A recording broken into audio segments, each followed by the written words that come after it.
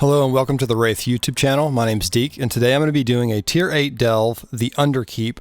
I'm playing Prot Warrior. My hero spec is Colossus, which I find to be very powerful in Delves because it does a lot of damage and you have a lot of stuns. My eye level for this run is 590-ish, so we're going to set up Brann as a healer. I will say that if you're playing in groups or you have a healer in your group when you're doing Delve, set Brann as a DPS. Once his level gets pretty high, he does a lot of DPS and his execute feature is amazing. But for my solo runs, I like to set Brann as a healer. You're definitely going to need the heals in some of these higher tiers. They can be pretty challenging and you take a lot of damage. Even as a tank, you're going to mitigate a lot of damage, but occasionally you might miss one spell if you have multiple spellcasters that you can't kick or reflect. So you're going to need the heals. This is the Runaway Evolution variant of the Underkeep, and it's actually a pretty easy one. You have these like hulks that are running around, these Hulk abomination things that are running around the entire instance. And they're just pathing through. If you get hit by them, you get stunned, so you just want to avoid that. But basically all we're going to have to do is clear out all these boxes, and once you finish that, you get this potion that you'll throw on the hulks that will stun them and allow you to attack them. Now, you can't use the potion multiple times to continue stunning them. You can only use it the first time so that you can engage them, and then you have to kill 3 of them. So this is actually a pretty easy delve to get through this variant. And overall, the Underkeep, I would say, is probably one of the easier delves to accomplish on any variant. So the Underkeep features the Nerubian theme, and one of the mobs that you'll see in here casts Web Bolt. This is a really important spell to interrupt and also reflect if you're playing on Warrior. If you just let a caster sit and free cast Web Bolt on you, you're sure to die. Web Bolt can do nearly 1,000,000 damage in these runs. I think they did just do a patch that nerfed spell damage in Delves across the board by 20%. But they still hit extremely hard, so you want to make sure you're interrupting and stunning anytime you have casters on you like this. So a smart way to play Delves as a solo player is to pull as few mobs as you can. You want to just be very strategic about how you pull mobs. And Brann sometimes gets a mind of his own and he decides he just wants to do random stuff. I've seen him run into a pack and just DPS down a mob and kill it on his own without me even engaging. But he doesn't tend to pull aggro to you. So if he does some kind of weird AI thing, you tend to not get the aggro, so that's okay. So you just want to be really careful with your positioning. Make sure that you're only, fighting one pack at a time. And I would suggest trying to play around with pulling any type of like small patrols near packs, pulling those individually before you get the packs. Sometimes you'll see a pack that's like 4 mobs, but one of them might patrol just a little bit outside, and sometimes you can pull that mob away from the pack and kill it individually. This is going to be a really smart idea for solo runs, just because of how out of control things can get if you have especially multiple casters. And I think also in these Nerubian packs, you will get a bleed from these, I think they're called slashers or thrashers. They will stack a bleed on you. So if you have multiples of those in a pack, your bleed can stack up really fast and it will kill you very quickly. So you can see down there that in these high tiers, anything above 4, you're going to have mob packs that are being empowered by Zekvir. He's a big purple kind of illusionary looking guy and he has these like purple lines that are going to mobs. Those mobs are empowered, so they're going to be much more powerful to fight. So if you can avoid those packs, I usually try to do that. There has been a change to delves across the board as well, where now we're only getting XP for Brann when you're in a bountiful delve. So just keep that in mind. It's not as important to run off and try to get all the little treasures and things like that in non-bountiful delves, because you're just not going to get Brann XP for them. So that's just one thing to keep in mind, is unless you're just trying to get, achievement chests and things like that, which you can do on lower levels, so you don't really have to clear many of these rooms. You can really just focus on the objectives and just pulling kind of as slowly and methodically as possible. All we're doing in this second stage of this variant is collecting these little boxes. You took a pheromone earlier that allows you to see kind of like this infrared. Basically, you're just going around collecting the boxes. So you can see here there's one of these Zekvir empowered packs that I have to kill in order to get the box. So, but if you notice, you can actually pull individuals off of the pack. Even though he's channeling on multiple mobs here, I was able to pull this one Web Marauder away. And these Web Marauders have this ability where they will put this little globe on the ground and it moves around and kind of follows you, and it does a ton of damage. So they can be a little bit challenging as melee. You might actually just have to run out of it if you see that. Especially on the higher tiers. If you get into like 9, 10, and 11, those abilities can one-shot you. On the 8 for me currently, it's not too bad. I would say that tanks have kind of the upper hand in the tier 8 delves. As long as your eye level is relatively close to 600, I would say. I think I started tier 8 delves at around eye level 585. And they've gotten much, much easier as my eye level has gone up.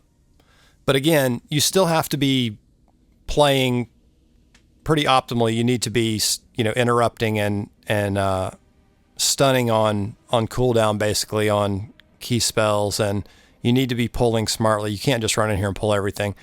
Now on this T8, if you had a healer with you and you're playing 2-man or something, or you have, a trio in here with the DPS and a healer or something, you can probably just round all this stuff up for the most part, just like you would a, mythic dungeon if your team is, pretty skilled at kicking spells and keeping stuff stun locked. You can pull up a bunch of mobs, but solo, I think you really just have to be super cautious. There's no timer, so, other than just how much time you have available to play, there's really no reason to try to rush through these things. And it does take a little bit of time as a tank to kill things. You don't do as much damage, but just having the health and the mitigation, I think, is more important.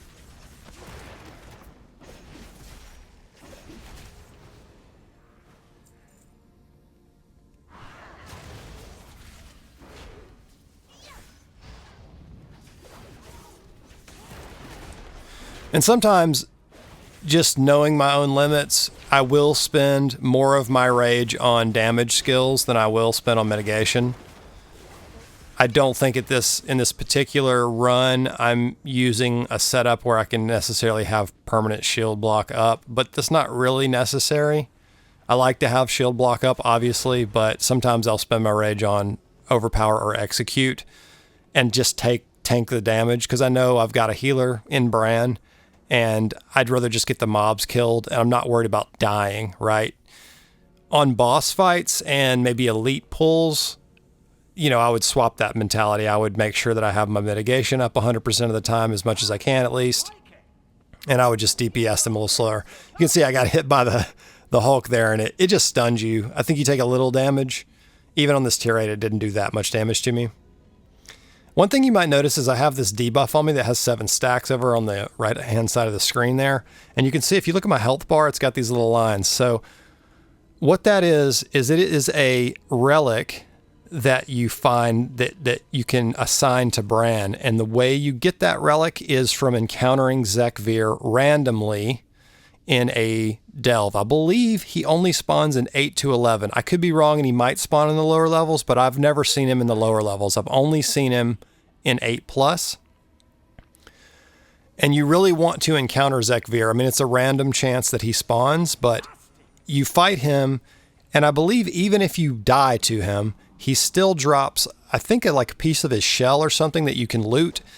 And you can get this relic that I'm using. I'll explain what the relic does here in a second, but you can get this relic that I'm using that is permanent. Like once you get it for Brann, he always has it and you can assign it to him. And he also drops these maps that are basically an on-use, it's like an on-use item that gives you a buff. Similar to I think like the time whatever the Dragonflight, the last season, the Time Lord thing that everybody was doing, where you could get a buff that would give you more loot at the end of it. It's similar to that. So basically what it does is it gives you a second bountiful chest at the end of your run. And you don't have to be in a bountiful delve to have that trigger. So for instance, if you go do a non-bountiful delve, but you have your map buff on, then I think it's called like a mysterious chest or a secret chest or something like that. But you will basically get a bountiful chest at the end of the run. And if you're in a bountiful delve, you'll get your bountiful chest and you'll get that second chest if you have that buff on. I don't have one on currently. I will in later videos show what that's like, having the buff on and getting the second chest. But anyway, so this debuff I have, you can see it that I've got 14 stacks of it. If you look at my health bar, you can see that I'm basically, my health is gone way down, but as you can see, my damage has gone way up. So this Zekvir relic, see the little red balls that are all on the ground there? If you run over these red balls, and this is where I realized that I had stacked too many of these things. So what they do is they reduce your maximum health, but they increase your maximum damage and healing, and they just stack indefinitely. So as they spawn while you're fighting, they just randomly spawn, you run over them, they give you this little debuff, and your max health goes down and your damage and healing goes up. And I had like 20 stacks or something right there, which basically put me in a range where when I took a damage from a spell or something, it one-shot me there. So you have to be a little careful with them, but it is a really powerful relic. If you get it from Zekvir, I would suggest testing it out, but you just kind of have to test your limits on it. Like, you don't want to get as many stacks as I had there. I think I had nearly 20 stacks. But my routine has really just been to clear the 4 bountiful delves each day, just because if you can clear a T8 bountiful delve, you know, you have a chance to get heroic gear. And I think that this is probably the best, fastest, and easiest way to gear up your character. Now, I say easiest if you're able to complete them, obviously, but I'm pretty sure that if you do these with a group, they're pretty easy.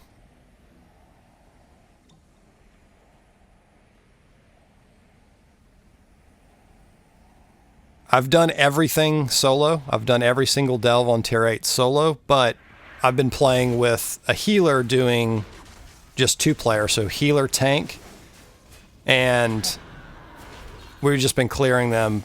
We clear them pretty much with ease. I mean, I'm over 600 eye level now, so I think I'm 590-ish here, but I'm over 600 now, so the 8s are pretty easy with a healer and a tank. And just setting Brann to DPS, like I said, he does so much damage. I mean, his execute is insane too, because he'll execute a, like an elite mob from 30% or something. I'll have to try to make some kind of guide on his abilities. I'm still testing them. It's hard for me to tell necessarily where, which abilities are the absolute best to use. In my solo runs, I set him to healer, but I tend to take abilities that empower me to do more damage, just because I'm a tank and I just want to get things killed. So you can see here, you basically just throw this, you use your special action button and you throw this thing to stun these crazed abominations, which allows you to engage with them. You can't throw it again, like I tried there to see if it would stun him again. It doesn't stun him again. Interrupt. So one thing you want to pay attention to also is that these crazed abominations in this variant, they path around the dungeon. The dungeon's kind of a big, or the layout is kind of a big circle. And they path around, and they will all path. So I'm actually not fighting him in the most ideal spot here. It'd probably be better to pull him out of the path. That way, if another one runs by, I'm not going to either get stunned by it or, be tempted to try to pull it with my special action button, which I tend to want to do. And these crazed abominations just have this one ability that you want to interrupt, which I missed here, Armored Shell. You really want to interrupt that just because it just slows down your damage for a few seconds. It doesn't really do anything other than that, so it's not a big deal if you don't interrupt it, but you can't interrupt Enrage and you can't interrupt Shockwave Tremors, which is kind of like a little AoE around him. These things really are not as strong as bosses. They don't even really feel like mini bosses to me. They're just kind of, you know, they just have large health pools, so it just takes a while to kill them, and you have to kill 3 of these. And you complete the dungeon. So you complete the delve. This variant of this layout is pretty simple. I mean, it takes a little while just because you have to gather up all the different boxes. So you have to pull a lot of packs. But you don't have to fight a boss, which is always nice. The bosses on the higher tiers can be very, very challenging. A lot of them have a mechanic that just is unavoidable damage. So as a DPS, half the time it just kills you and there's nothing you can do about it. It's very difficult to heal through. I even found, you know, some of my first run-throughs at eye level 585, a couple of the bosses that I fought that have the unavoidable damage, it was almost impossible to survive. I had to time having a major cooldown on each one of them.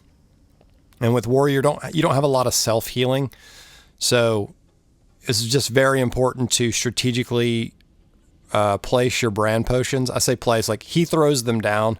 You need to strategically not pick them up unless, you know, you're in one of the phases where you're taking that. So I'll go over that stuff more, obviously, in one of the delves that has a boss with those types of mechanics. But,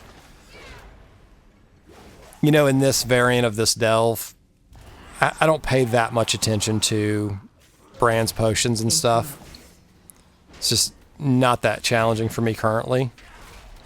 But if this were a 9 or 10 or something, I would definitely have to be doing that. So again, you just have to use your discretion on how you want to use your skills and how you want to play, depending on how strong you feel in the delves. But if you're not a tank, I would say you need to be very, very aware of Brann's potions and the abilities that you put on Brann. Probably want to be things that save your life, shield you, heal you.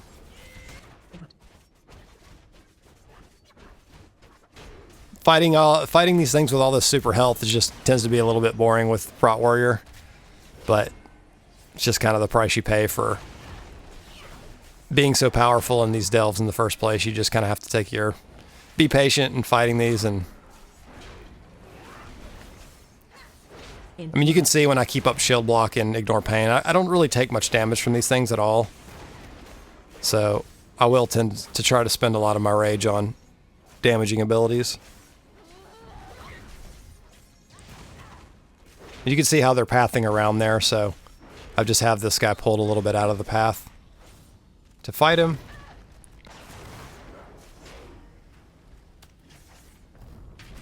And I would suggest using consumables and stuff in delves. Like I'm using a mastery flask here. And it doesn't look like... Yeah, I'm also using these Algari mana oils.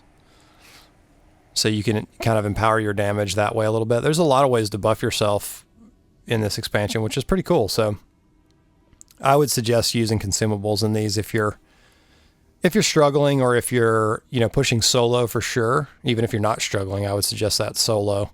I think in group play, things are just a lot easier. I kind of would like for the group play to be a lot more challenging, because I feel like it somewhat undermines the Mythic experience right now. Like I feel like you can come into delves as a group and just get better gear than you can doing a Mythic. A Mythic can be a lot more challenging and not as rewarding, I think. I may be wrong about that. Maybe groups that are doing this would say differently. I'm not exactly sure. I haven't been spending much time doing Mythics. I'm mostly a solo player. I've done some Mythics. And I did have done the first 6 bosses of the raid, which was actually really fun.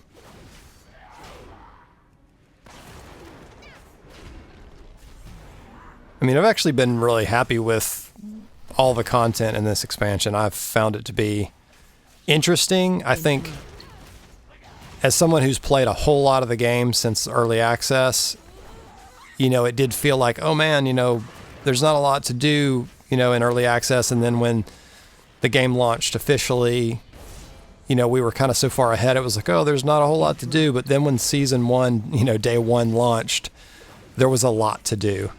You know, I think I leveled 5 characters between early access and the launch of season 1.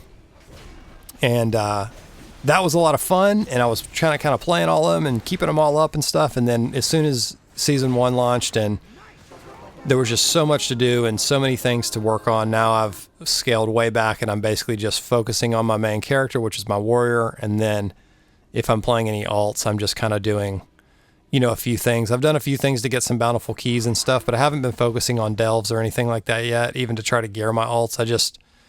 I feel like I want to spend my time on my main and not get too burnt out on the game.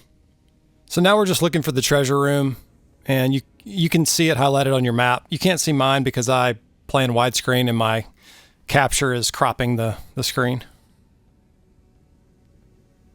You see here, I got this Delver's Bounty map. That is a map, so you have a random chance to get one of those at the end of a delve, and that's the thing that you will consume, and it will give you the buff to get a second bountiful chest from the end of a run. Or you can get a chest from the end of a non-bountiful delve also that way. One little trick too is make sure you look around these treasure rooms, because you will find more of the little chests and pots and stuff for Brann to get more XP. So just make sure you're kind of like scouring the treasure room a little bit. Sometimes there's stuff hidden in there that you can get that's extra. So anyway, this has been the Underkeep on tier 8 with a Colossus spec prot warrior. I'd love to hear from you guys what your experience is like in delves. Are you having fun with delves? Are they really challenging? You know, do you think things need to be changed? I know there's going to be a lot of varying opinions on stuff like this, but leave your thoughts and questions in the comments below, and I look forward to seeing you in the next video. Later.